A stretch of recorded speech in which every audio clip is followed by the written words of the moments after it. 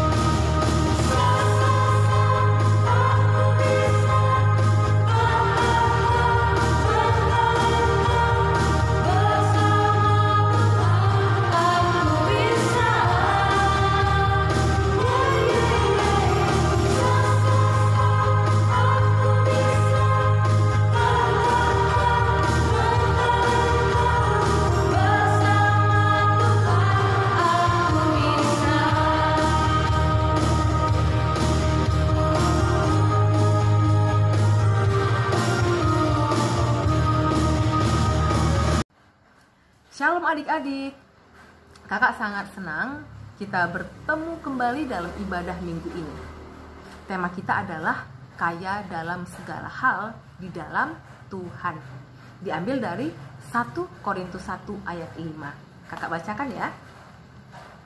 Sebab di dalam Dia kamu telah menjadi kaya dalam segala hal, dalam segala macam perkataan dan segala macam pengetahuan. Nah, tentunya kita semuanya ingin kaya, ingin pintar. Nah, kekayaan bukan hanya materi, tetapi banyak hal kekayaan lain yang bisa kita miliki. Nah, mungkin kita bertanya, bagaimana mungkin Kak kita dekat dengan Tuhan dan kita semakin pintar? Jadi kita nggak perlu belajar dong, karena kita bisa pintar. Bukan seperti itu. Nah, intinya adalah kita tahu mana yang benar dan mana yang tidak benar.